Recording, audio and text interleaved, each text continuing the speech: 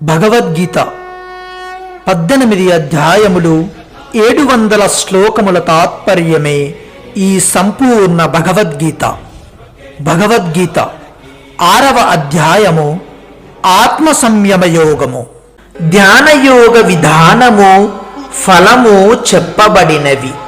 ఇప్పుడు ధ్యానయోగ సాధకుడు పాటింపవలసిన ఆహార విహార శయనాది నియమములు 1-2 శ్లోకములలో వివరింపబడుచున్నవి.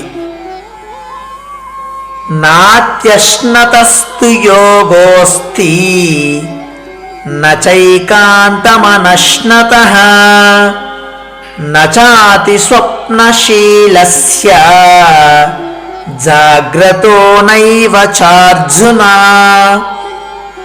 అర్జున, అతిగా భుజించువానికిని ఏమాత్రము భుజింపని వానికిని అతిగా నిద్రించువానికిని ఎల్లప్పుడూ మేల్కొనియుండువానికిని ఈ యోగ సిద్ధి కలుగదు.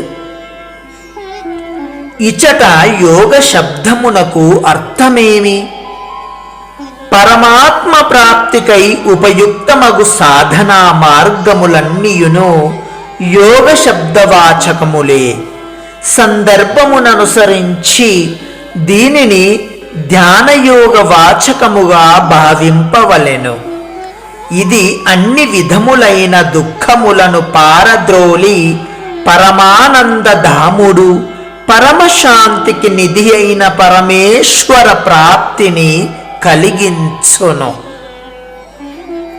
అతిగా భుజించు వానికిని ఏమాత్రము భుజింపని వానికిని ధ్యానయోగము సిద్ధింపకుండుటకు కారణమేమి? అతిగా భుజించుట వలన మత్తు వచ్చును, సోమరితనము ఏర్పడును, జీర్ణశక్తిని పట్టించుకొనక అతిగా తిన్నచో వివిధ రోగములు ఉత్పన్నములగును.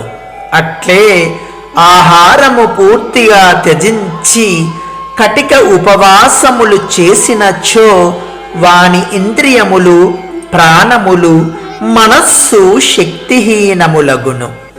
అప్పుడు అతడు ఆసనముపై స్థిరముగా కూర్చుండలేడు, పరమేశ్వరుని యందు మనస్సును లగ్నము చేయలేడు. ఈ విధముగా ధ్యాన సాధనకు విఘ్నము ఏర్పడును. కావున ధ్యానయోగి అవసరమునకు మించి భుజింపరాదు, కటికి ఉపవాసములు చేయరాదు. అతిగా నిద్రించు వానికిని ఏమాత్రము నిద్రింపగా ఎల్లప్పుడూ మేల్కొనియుండు వానికిని ధ్యానయోగము సిద్ధింపకుండుటకు కారణమేమి? తగినంతగా నిద్రించుట వలన అలసట తొలగి చురుకుదనము ఏర్పడును. ఆ నిద్రయే అవసరము కంటెను అధికమైనచో తమోగుణము హెచ్చును, దీని వలన కష్టమగును. సోమరితనమును ఆవహించును, స్థిరముగా కూర్చొనుటకును కష్టమగును. దీనికి తోడు అతిగా నిద్రించుట వలన జీవితమున అమూల్యమైన కాలము వ్యర్థమైపోవును. అట్లే ఏమాత్రము నిద్రింపక పూర్తిగా మేలుకొనియున్నచో అలసట కలుగును, చురుకుదనము నశించును. శరీరము, ఇంద్రియములు, ప్రాణములు శక్తిహీనములై శిథిలములగును.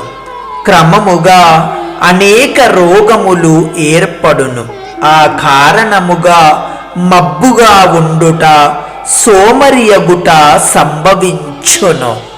ఈ విధముగా ఎక్కువగా నిద్రించుట గాని ఎల్లప్పుడూ మేల్కొనియుండుట గాని ఈ రెండును ధ్యానయోగ సాధనకు విఘ్నకారకములే. కావున ధ్యానయోగి తన ఆరోగ్యమును భద్రముగా ఉంచుకొనవలయును. ధ్యానయోగ సాధనకు ఏమాత్రము విఘ్నములను కలుగనీయరాదు. ఈ ఉద్దేశ్యముతోనే తన పరిస్థితిని, ప్రకృతిని, ఆరోగ్యమును గమనించుచు అవసరము కంటెను ఎక్కువ నిద్రింపరాదు, సదా మేల్కొని ఉండరాదు.